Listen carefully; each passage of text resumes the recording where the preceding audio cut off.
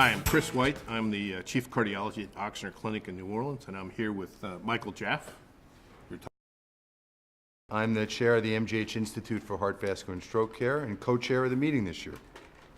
So Michael and I are here to talk about some groundbreaking work that has come out of the society under the PVD committee leadership, which Mike chairs and leads with Bruce Gray. And this was a concept that we developed about a year ago of developing appropriate use criteria for peripheral vascular procedures. Mike, do you want to talk about how the topics were picked? Yeah, I think it's an interesting concept. There's obviously lots on appropriate use for coronary interventions, but there's nothing out there across the entire spectrum of vascular interventions. And so we looked at areas in which there's lots of work being done, lots of stuff that's being talked about, but not a lot of understanding about where appropriate use fits into this. So we chose the three segments of limb intervention: aorto-iliac, femoral popliteal, and infrapopliteal. And then the other one we thought, which was really important, particularly given some of the research that's been published lately, renal artery intervention, an area that's near and dear to both our hearts. Yes. One of the real important features of the AUC in the peripheral space is that compared to coronary work, we do not have the broad evidence base to make decisions. We like to rely on evidence-based decision making, but oftentimes that's lacking in the periphery.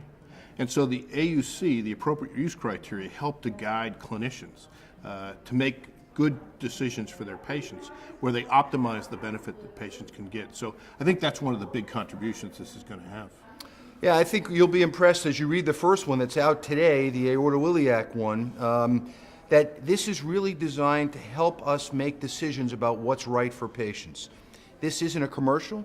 This isn't a right to do, and it certainly isn't designed to help payers figure out what they should pay and what they shouldn't pay. It's really for those of us who take care of these patients, what's right and what may not be right. And I think the criteria that we've chosen is appropriate, may be appropriate, and rarely appropriate. I think gives a much better feeling for how physicians make clinical decisions, because sometimes there are choices we make that are very difficult ones, and they're rarely appropriate, but for that individual patient, that may be the right thing to do. So it's important that we empower our clinicians to be able to do the right thing for their patients, and I think the AUC does that. Now, we understand that those specialties that weren't involved in this will read this and wonder if there are potentially some tweaks, some changes, some altered perceptions about how to approach this. And you know what? If that happens, Chris, we accomplished our goal. Exactly. We began the discussion.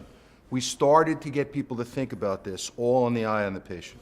I think it's an evolutionary scheme. I think as evidence gets produced, I think as other people bring other viewpoints to it, certainly this can grow and morph, and there's no reason this isn't just version one and the next version will be 2 or 3 years down the road. The important point is that SCAI and SCAI's PVD committee put this stake in the ground, and now let's see where everybody else goes. So check out the first one and then watch for the next 3 as they come.